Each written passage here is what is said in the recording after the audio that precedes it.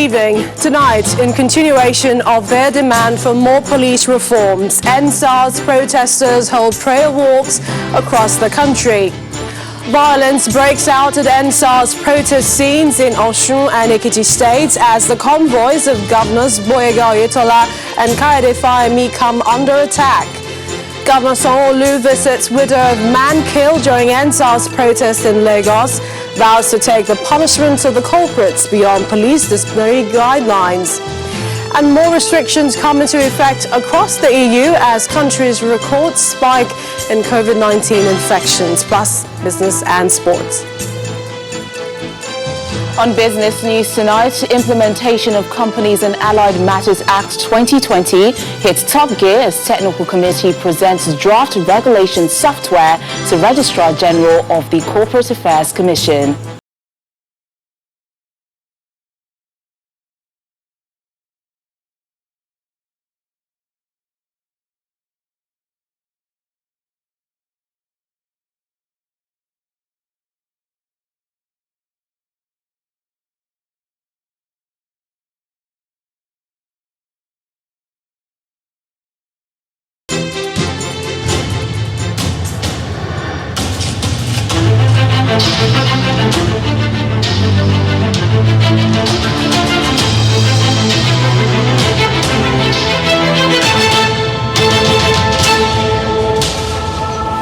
It's day 11 of the ENDSARS protests across the country, and the action appears not to have an end in sight. From the nation's capital, Abuja, to Jos in Plateau State in the north central, Lagos, Osun, Ekiti, Ogun in the southwest, Enugu and Asaba, as well as Onitsha in the south-south and southeast, it's a day of prayers by protesters. But the activities today come with deadly violence and heavy traffic, leaving commuters stranded. We begin in the nation's capital, Abuja, where hundreds of young people have barricaded the Kubwa axis of the Abuja-Zuba highway, stopping vehicular movement on the road. Today's protests continue despite a ban on all public demonstrations in the nation's capital. The protesters had previously blocked the Abuja-Gwagwalada road, which leads to the Nnamdi Azikiwe International Airport. They also protested around the city centre. Youths in their hundreds turned their attention to the Abuja-Zuba Expressway, clearly with a sense of purpose, obstructing the flow of traffic as they continue to protest against police brutality in the country. The road is a major entry point into the nation's capital. It also links the Federal Capital Territory to states in the northwestern part of the country.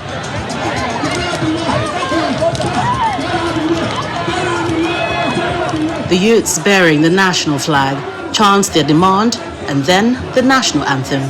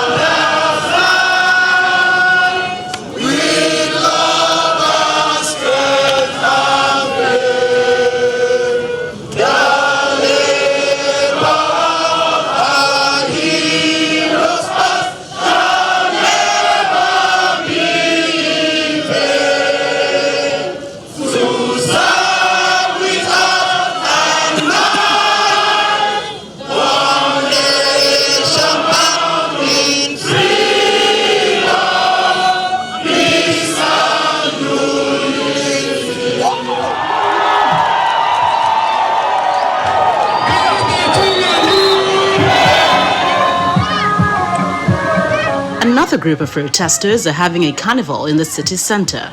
They move through the streets, especially in the Wuse 2 area, stopping at several junctions.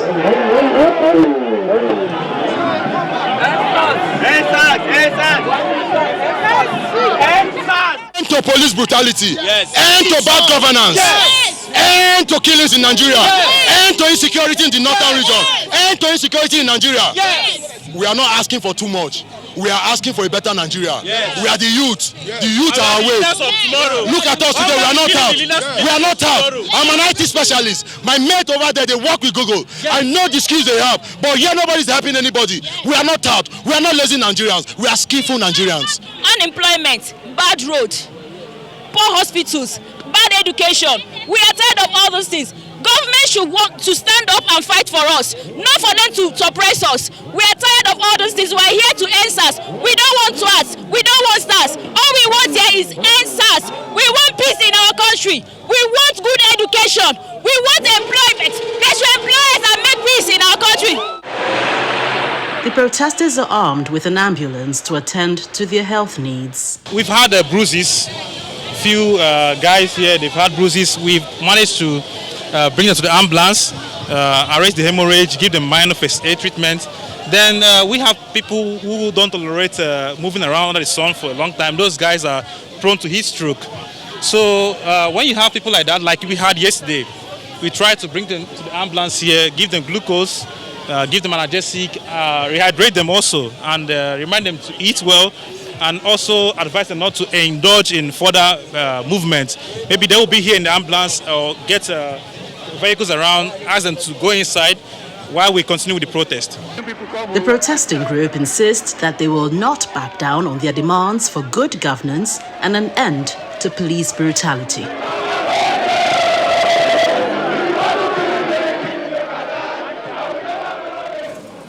Protesters also marched in other states across the country amid prayer for the unity and progress of the country, where the youth are given the opportunity to thrive.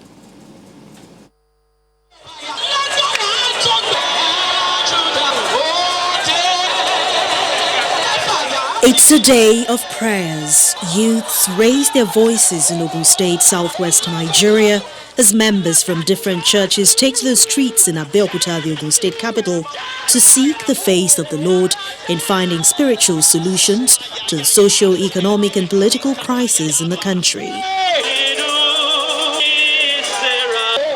Armed with a Nigerian national flag, they join hands to offer prayers for peace, unity, meaningful change and development in the polity.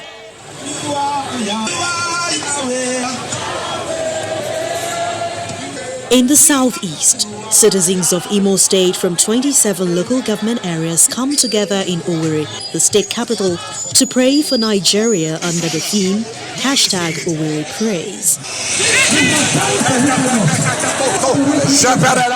And let it be together with one voice, with one heart, with one mind. Youths also mobilize themselves in Delta State for prayers in Asaba, the state capital, walking and praying, asking God to heal the nation.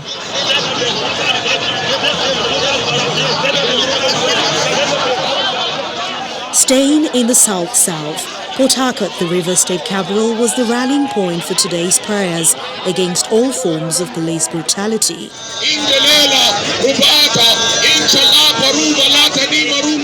The group then moved to the government house where they worshipped and prayed, seeking God's intervention.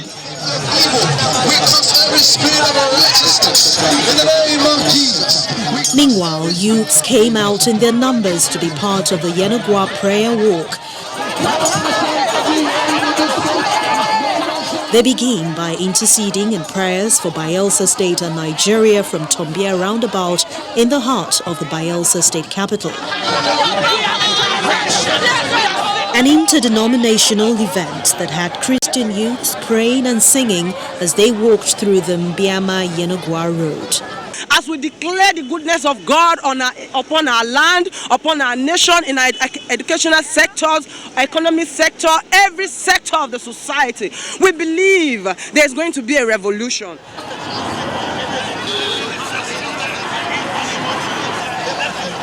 And youths from various Christian denominations are out in the streets in Mina, the Niger State capital, to pray for the state and Nigeria over insecurity, bad roads, epileptic power supply and other issues. In Kaduna State, youths took to the streets in normal protest, staying with the demand total reform of the police force. SARS must go. We no go be.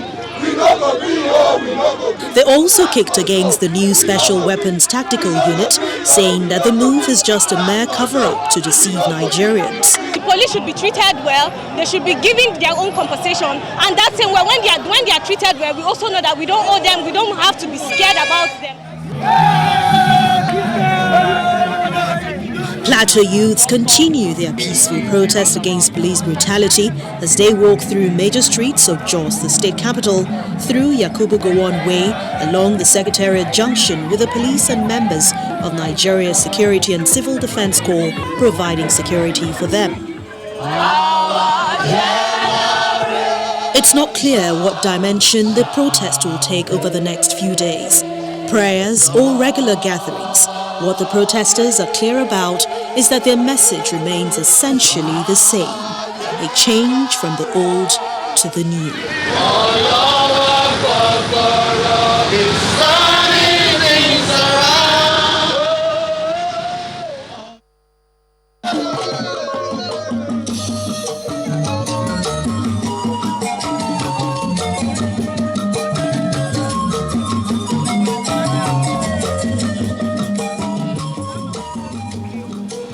And in Delta State, youths took over the Esabonite highway leading to the Niger Bridge, blocking the road in protest against police brutality. Defying the rains, they camped at the Summit junction of the highway, leaving commuters stranded for hours. Even the presence of the Nigerian army there could not deter them, as they vowed to remain there until all their demands are met.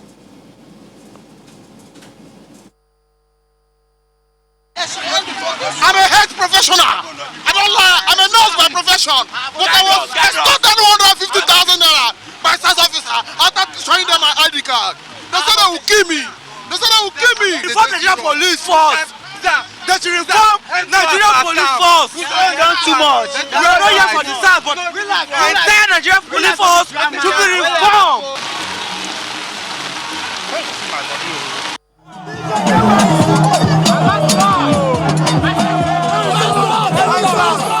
Across the Niger in Onitsha, it is the mother of all protests, as the Enugu-Onitsha Expressway from Oka to Akuzu axis was shut down by thousands of ENDSARS protesters led by popular musicians and actors. The protesters gathered in their numbers at the Anambra state capital, from where they marched through Unizik Junction, Kwata Junction and other popular areas along the Enugu-Onitsha Expressway, and headed for Akuzu, the once dreaded headquarters of the Special Anti-Robbery Squad.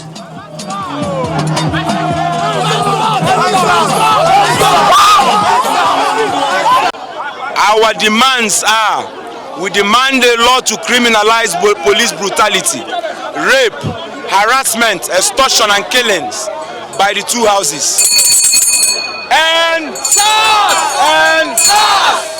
an independent body will be put in place to oversee the investigation and prosecution of all police, military and paramilitary misconduct within 10 days. And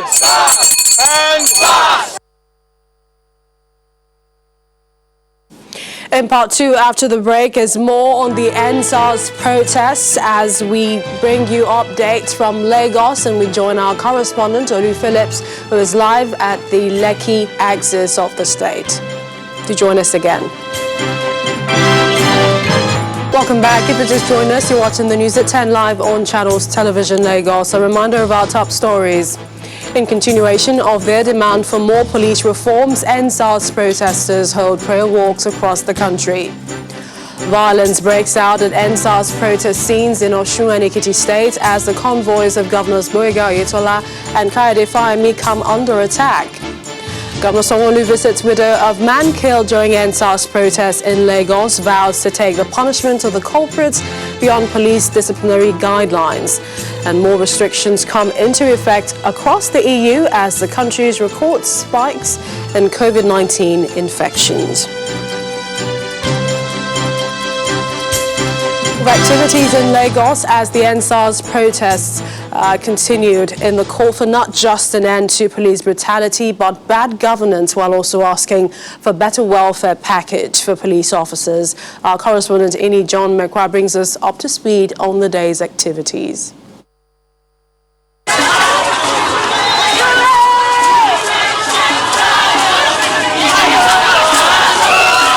Women joined the ENDSARS protest, but they choose to pray.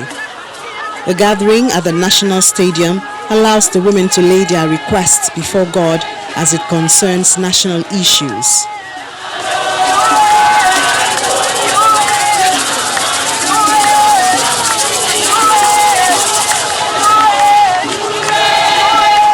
The youth in Alausa have also adopted the same approach. It's a gathering that has been on for more than 1 week. And now they have chosen to turn their requests to God.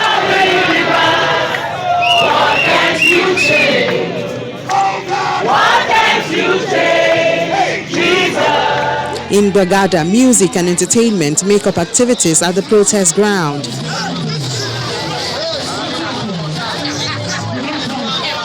The same was also witnessed in Ilasa along Oshodi-Apapa Expressway.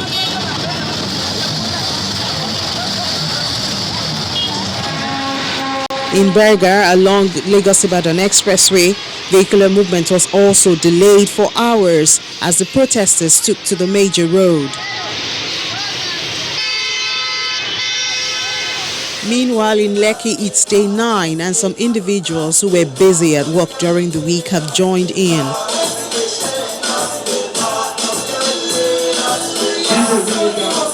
So on Monday you're back to work? No, I don't think I'll be back to work on Monday.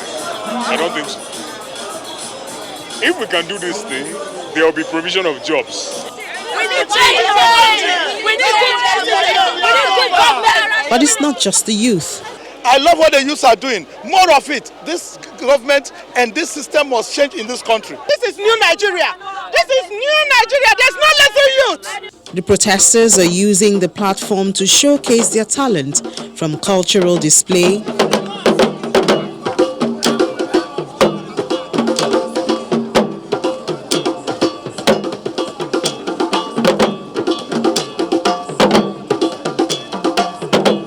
contemporary music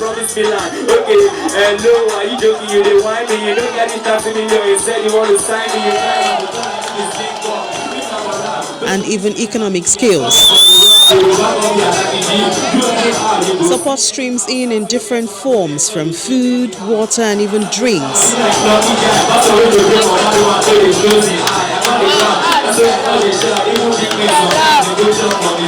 Private security outfit is on hand to maintain order.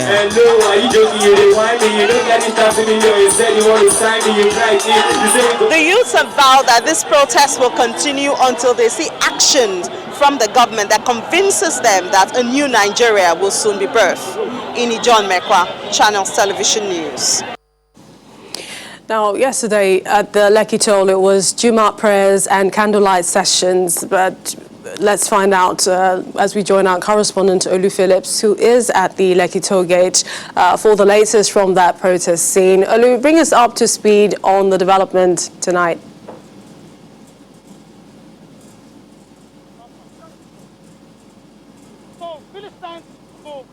So one of those who woke up this morning, or Nigerians who woke up this morning, especially those who live in the southwest Nigeria, hoping that the situation around here would have improved, where you're able to use the toll gate. I'm sorry to say that these guys are still here. These folks are still here, holding it down. Breakfast, lunch, dinner happening here. They said they won't be distracted, they will remain focused.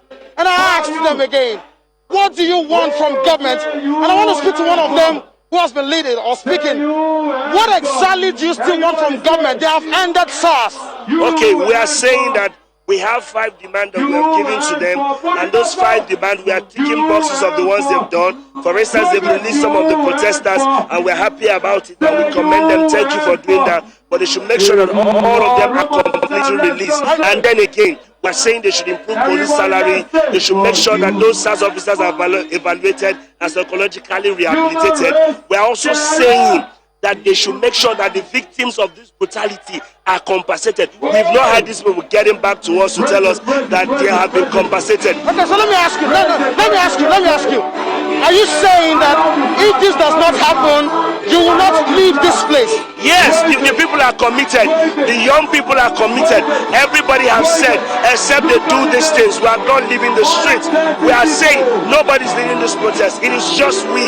It is the young people coming together to make a demand. And we are saying, except government do this demand, we are here. We're going to be here. So tell me, 1 day, 2 days, 1 week, 2 weeks, when are you living here? As long as possible. As long as possible. We're going to be here until government hears us. As long as possible, we're going to be here. We're going to be on the street. If government listens to us and do it this night, tomorrow we'll go to our houses. But except those things are done, we'll be here.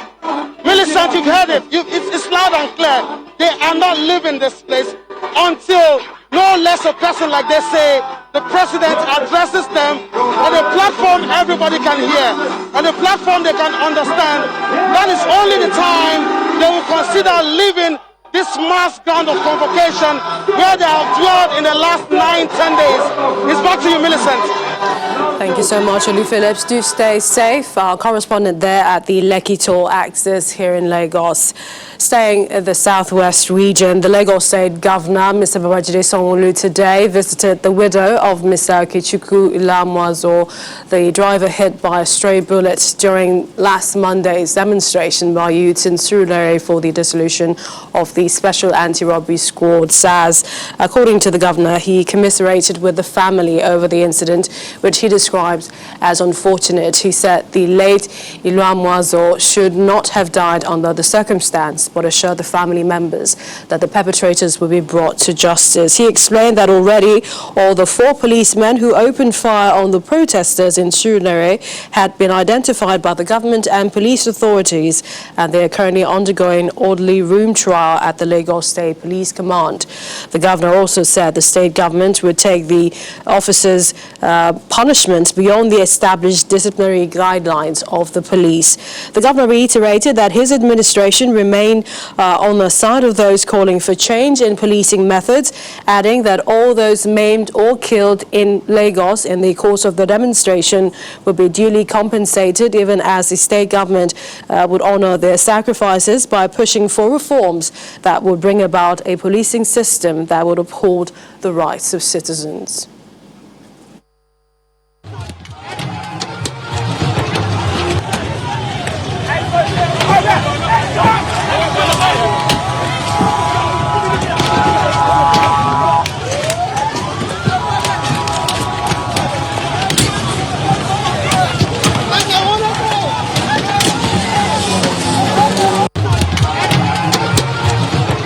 Those are scenes of the ENDSARS protest in Osogbo, the Osun State capital today, where at least 1 person has died. It is not confirmed how the person was killed, but eyewitnesses say he died amid the violence that broke out during the protest, resulting in several other people sustaining injuries, as many others scampered for safety. The convoy of the state governor, Mr. Adeboyega Oyetola, came under that attack after he went to the protest ground to identify with the protesters. Although the governor was unhurt, some of the vehicles in his convoy were damaged while the governor made his way out of the scene. But before the gathering was disrupted, Governor Oyetola had assured the protesters that all those who sustained any form of injury during the ENDSARS protest will be taken care of by the government.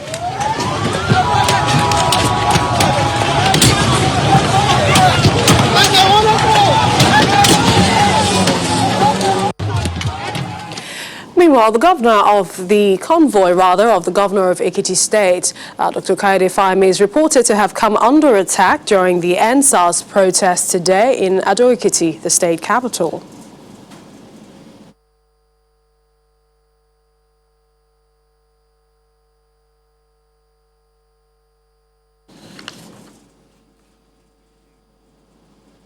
Bringing more details on that story a little later on. Away from the ENDSARS protest, Bauchi State Governor Bala Mohammed says that he has proved his critics wrong by fulfilling one of his campaign promises to hold local government elections. Governor Mohammed spoke shortly after he cast his ballot alongside his wife, Hajia Aisha Mohammed, in his polling unit in Yelwan Duguri of Al-Kaleri local government area of Bauchi State. He commended the electoral process and peaceful conduct of the electorate during the poll.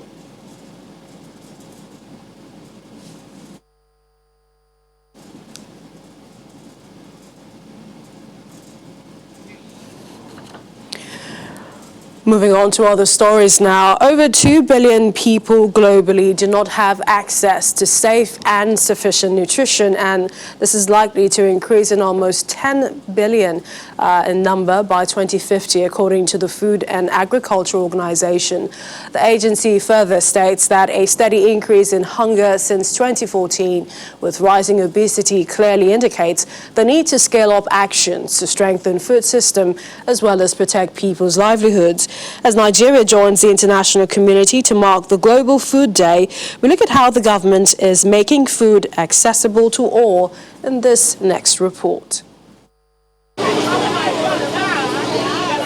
October the 16th of every year is celebrated as World Food Day by the United Nations. The theme for this year's celebration is Grow, Nourish and Sustain.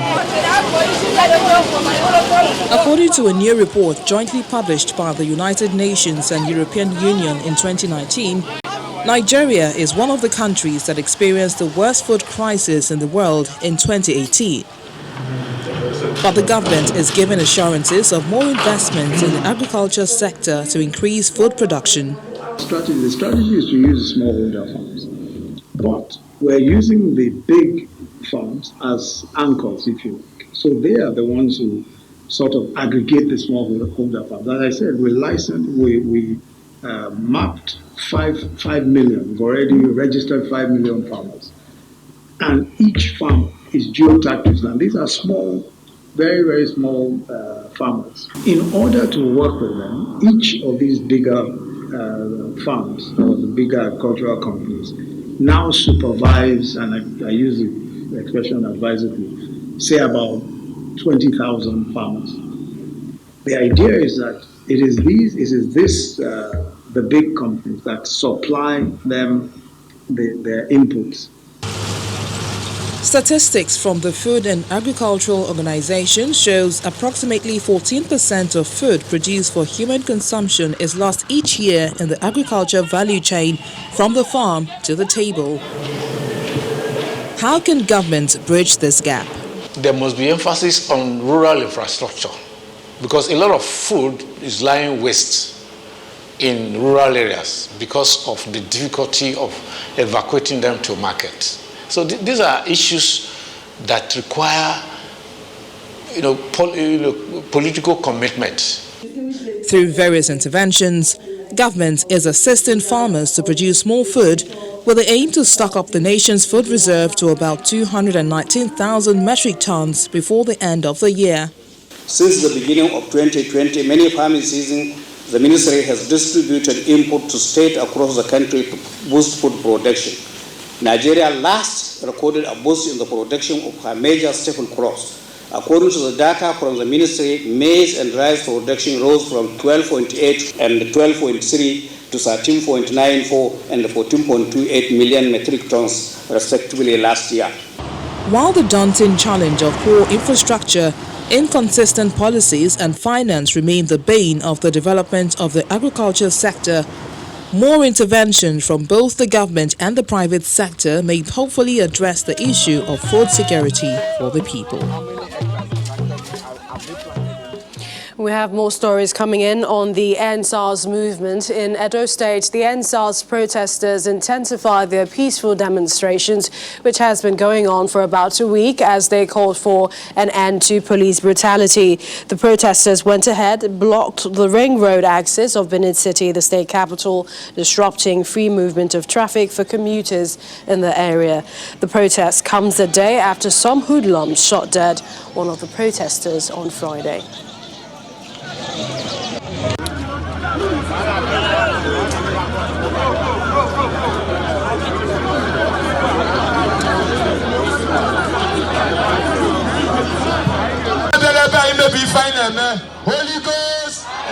The Enugu State Governor, Ifeanyi Ugwuanyi, announcing the setting up of a judicial panel of inquiry to investigate complaints of police brutality or related extrajudicial killings as demanded by protesters. Governor Ugwuanyi, who addressed the protesters today at the Government House, disclosed that the panel will be chaired by a High Court judge with 2 representatives of civil society groups, 1 retired police officer, a youth representative, a student representative, a representative of the State's Attorney General, and another from the Human Rights Commission. According to him, government will also establish a human rights public complaints team of between 2 to 3 persons to receive complaints on a daily basis to address issues of human rights violations.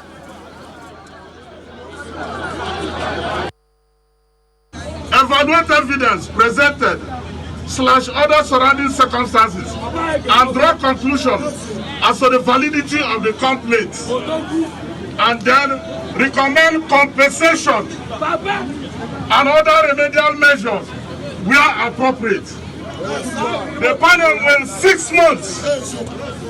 6 months.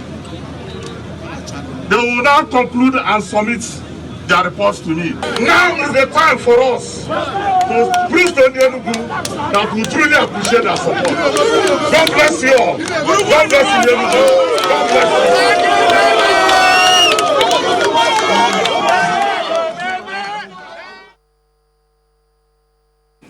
To some other stories now. The huge burden of bridging infrastructure deficit in the country cannot be borne by government alone, owing to the enormity of funds required in the face of dwindling oil resources. This is the position of infrastructure and finance experts who believe that raising the $15 billion needed annually to plug the gap calls for private sector participation.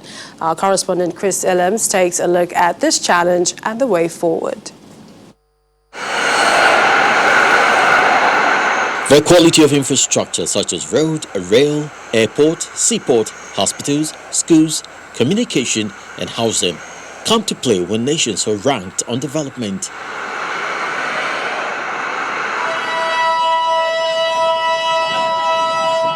The reason is not far-fetched. Good infrastructure translates to a better life and well-being, efficiency in business transactions and economic growth. According to the World Economic Forum, Hong Kong has one of the most developed infrastructure, followed by Singapore, which not only inherited good infrastructure from its colonial masters, but made efforts to keep developing them through a well-thought-out funding process, which gave priority to capital expenditure.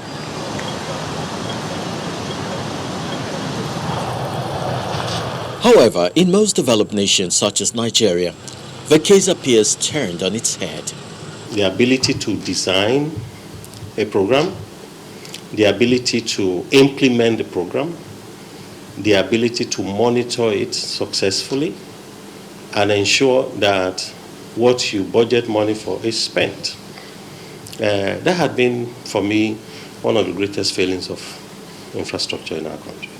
Nigeria in its early days had over 3,000 kilometers of rail network, which dwindled to a few hundred meters due to neglect.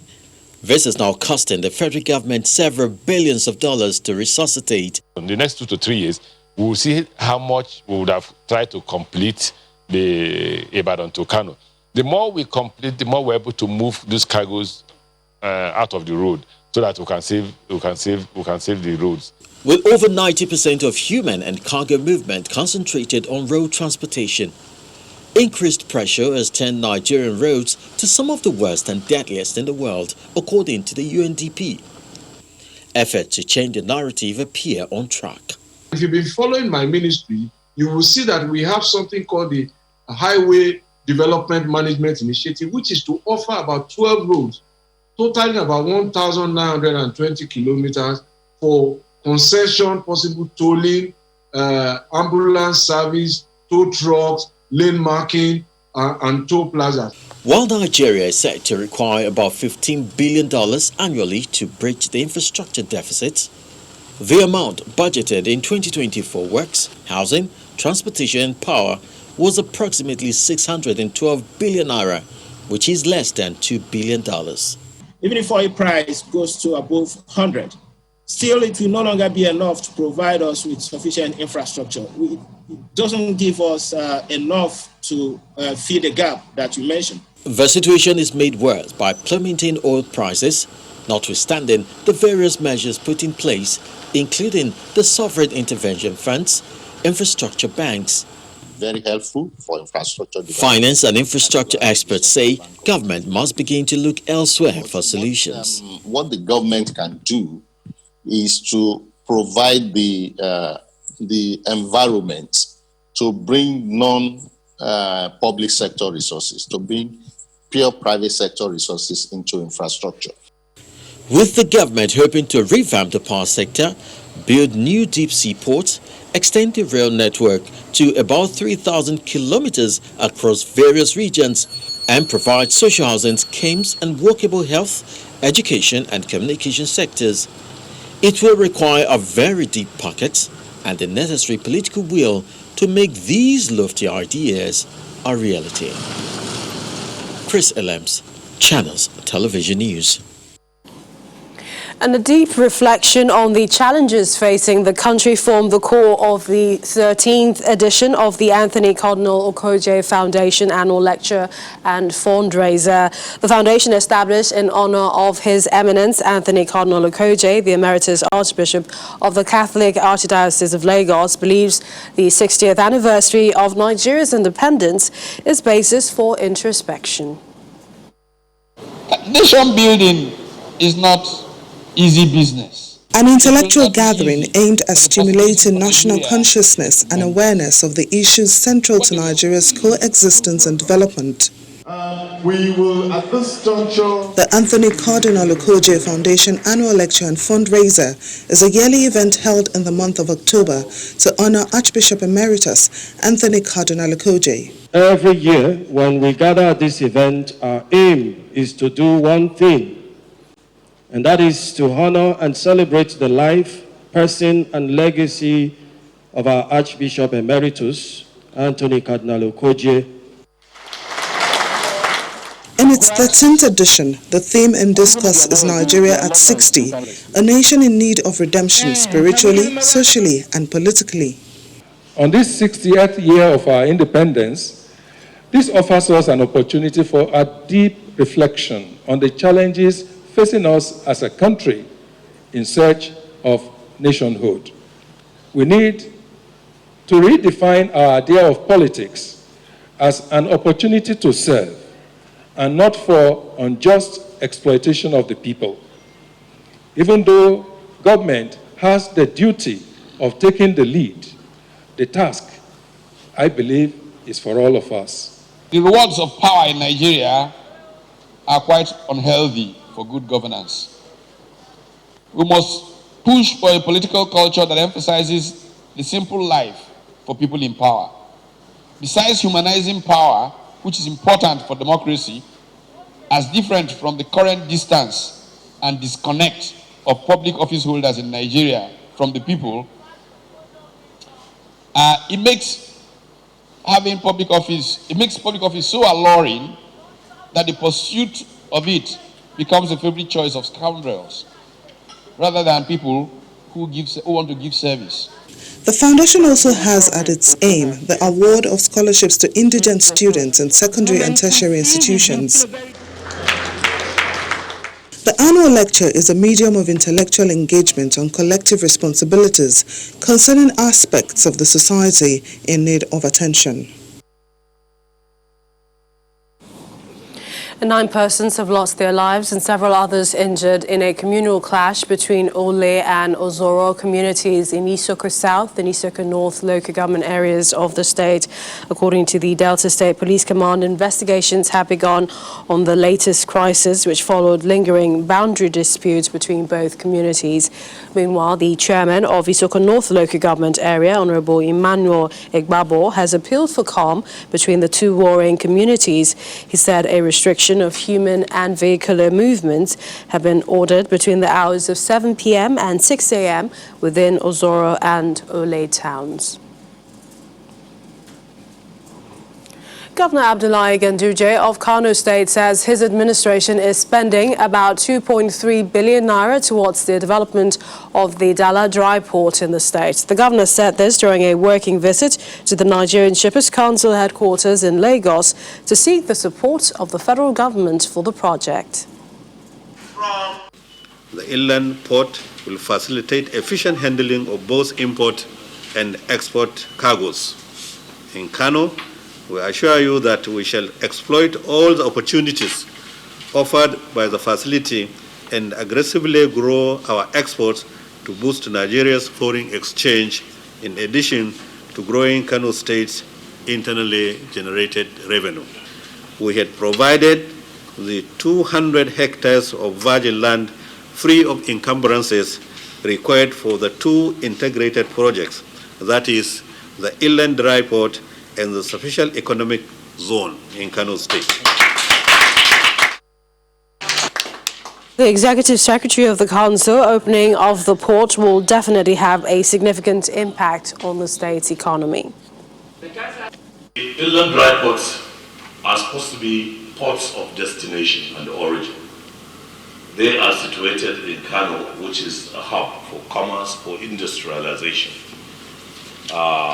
And we have similar projects. All of us and the whole nation acknowledge and appreciate the Tiga and Chalawa Goje Dam, which will provide independent power. So we have an industrial base in Kano coming up. This is particularly significant so that all the factories and the industries in Chalawa, in Bompai, and Sharada will come to life very soon under your administration. The management of the Nigerian Aviation Handling Company, NAHCO, has debunked allegations leveled against the group by the former managing director and chief executive officer of one of its subsidiaries, NAHCO Free Zone, Mr. Baba Yusuf. The former boss of NFZ appeared before the House Committee on Public Petitions, claiming that NAHCO officials are collaborating with criminals to carry out illegal activities, including the importation of arms and drugs.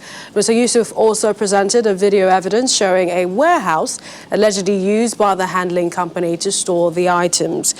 While dismissing the claims at the press conference in Lagos, the group, through its attorney, however, said it will not jump to conclusions on a matter which is already being heard in court. On the issue of whether we were present at the National Assembly, the first hearing in March, we went there.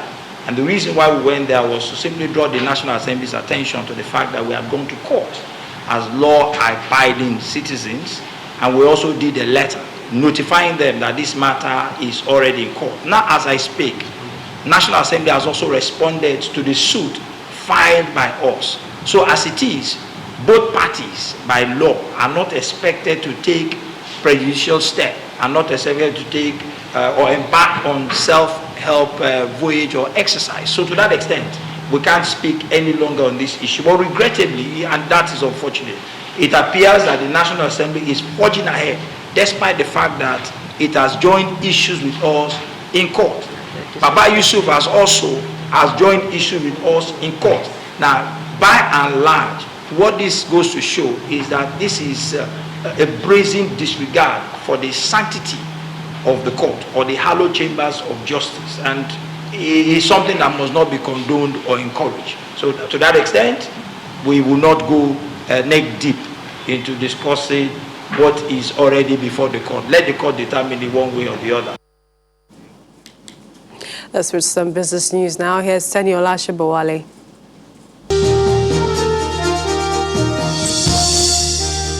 Thanks a lot, Millicent. Welcome to Business News. The technical committee in charge of perfecting the Companies and Allied Matters Act 2020 has presented a draft of the regulation to the management of the Corporate Affairs Commission for approval. The technical committee, led by Mohammed Abdullahi, presented the design and implementation to the CAC management at a retreat in Kaduna State today. This follows the design and implementation of the CAC public search window by Mr. Abdullahi and his team in the Commission's bid to aid easy easier business registration in the country. The Companies and Allied Matters Act 2020 was passed into law and assented by President Muhammadu Buhari recently, with calls by the business community for the act to be urgently implemented. The central bank has denied reports that its website was attacked by a group of hackers called Anonymous on Friday. In a statement released today, the CBN spokesman says, contrary to the claims in the social media alleging that the website of the Central Bank of Nigeria, www.cbn.gov.ng, has been breached by malicious persons, we wish to state that our website is secure. The CBN's rebuttal comes a day after a group of hackers, Anonymous, claimed they have attacked the website of the country's Apex Bank. In the meantime, the Apex Bank assured the Nigerian public that there was no cause for alarm, as the financial market regulator would do everything within its power to protect its proprietary data from being breached. Meanwhile, the leadership of the Nigeria Union of Petroleum and Natural Gas Workers has refuted allegations that it ordered the shutdown of all facilities across the country in support of the ongoing protest against police brutality.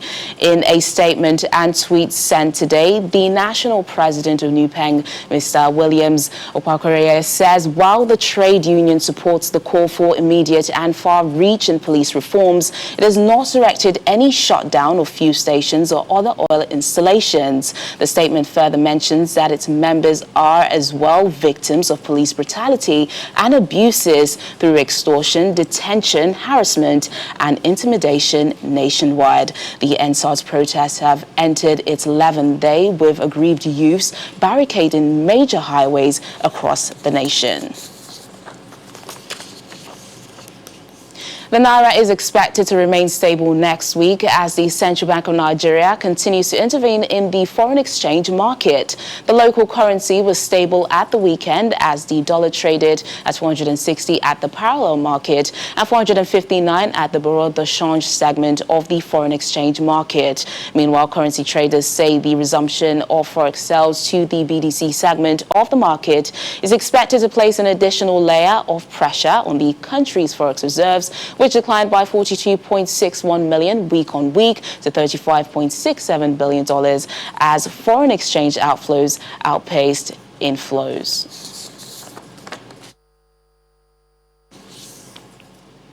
The Nigerian equities market ended the second trading week of October positive, up by 0.86% after struggling to find a direction amid the ongoing protest against police brutality in the country. All major sectors of the market also ended in positive territory, except the insurance counter, which recorded significant profit taken by investors. Eternal Oil emerged as the top gainer for the week, up 34.99%. E-Transact is the worst performer, down by 26.38%, while the shares of UBA, GT Bank and Zenith Bank were the most actively traded equities in the 5 trading sessions. Meanwhile, analysts at Codros Capital expect the market to continue to benefit as domestic investors seek alpha yielding opportunities in the face of increasingly negative real returns in the fixed income market.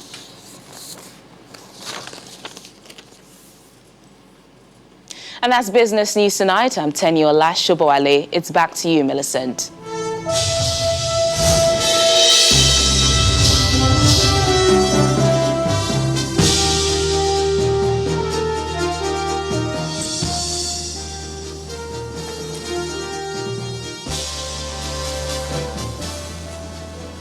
Thank you, Taniola. And let's bring you some sports news. We understand that also the sporting world is supporting the ENDSARS protest. We have Ayotunde Balogun with more of that story.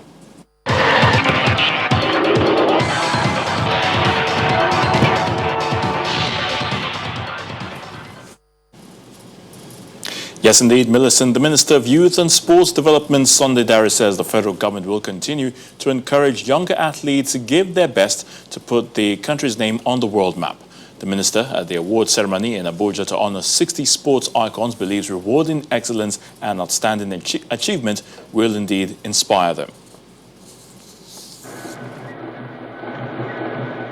Sports brings together people from diverse racial, tribal, religious backgrounds to foster social cohesion and integration. Welcome to the world of Nigeria's icons in the last 60 years. In Nigeria, it isn't any different, and the federal government decides to use the country's diamond anniversary to reward 60 persons who made meaningful impact on sports development in the last 60 years. Stephen Keshi, the big boss. Chief Adebu to Kensington. The awardees cut across living and departed sports persons, philanthropists and sports journalists, and the recipients are voted by Nigerians through television, radio, social media, and other platforms. Members of the Super Eagles African Cup of Nations winning teams of 1980, 1994, Atlanta Olympics 1996, gold medal winning team, track and field and boxing legends dominate the list. Keep clapping for them, please.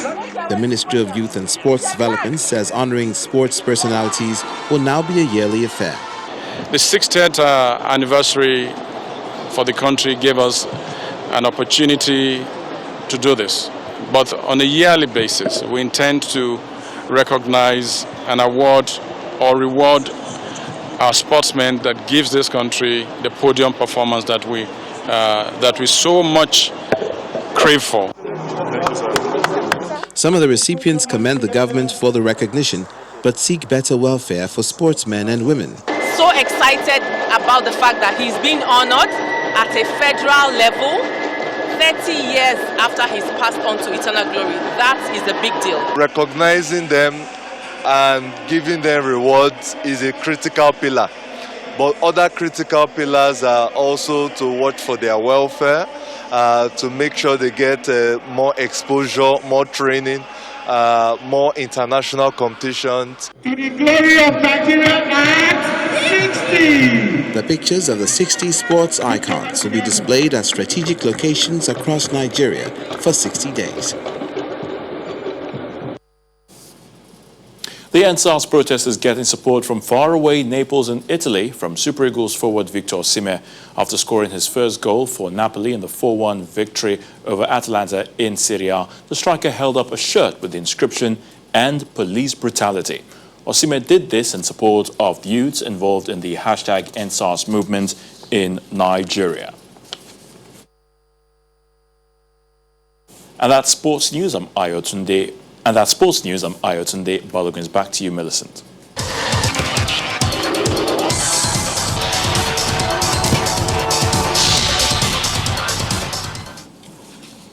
Thank you, Ayotunde. Amid a surge of COVID-19 cases in Europe, governments have been forced to implement tighter measures to control the virus's spread while trying to avoid full-on lockdowns. The new restrictions follow a warning by the World Health Organization that intensive care units in Europe could reach maximum capacity in weeks. Here's more on these measures and other developments on our COVID-19 Global Update.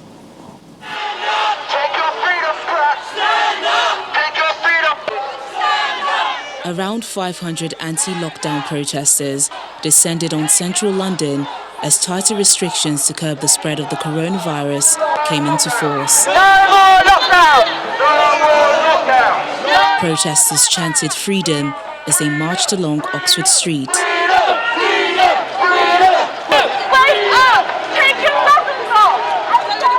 The higher person wants the control, and once they get that, then we don't have any freedom, we can't go out. I mean, all these rules now, you can't even see family and friends, but you can go outside, and it doesn't make sense. With support from the leader of the Labour Party. Millions of people in England are now living under tighter restrictions as part of a new tier system. London, York and Essex are among the places that are now in the second highest level.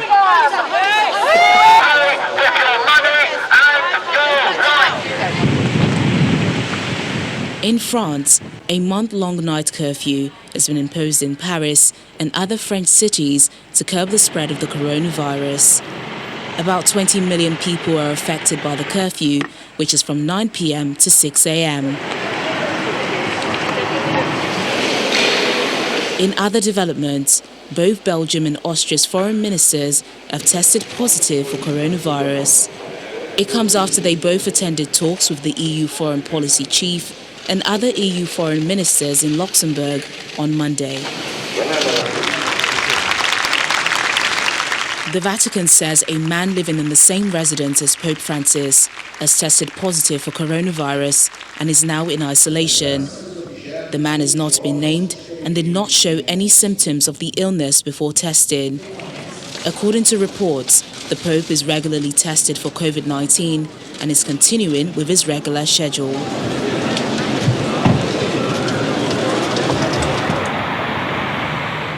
And finally, Iranian authorities have announced restrictions in the capital, Tehran, and 4 other cities are being extended for another week as the national death toll passed 30,000.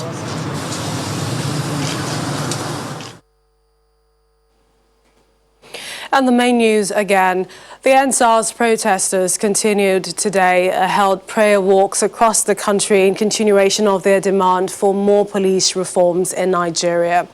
Also today, violence broke out at the ENDSARS protest scenes in Osun and Ekiti states as the convoys of Governors Boyega Oyetola and Kaide Fahimi came under attack by hoodlums. And more restrictions came into effect across the EU today as the countries continue to record spike in COVID-19 infections. That's the news at 10 tonight. Many thanks for watching. I'm Millicent Walker. Stay safe and have a good night.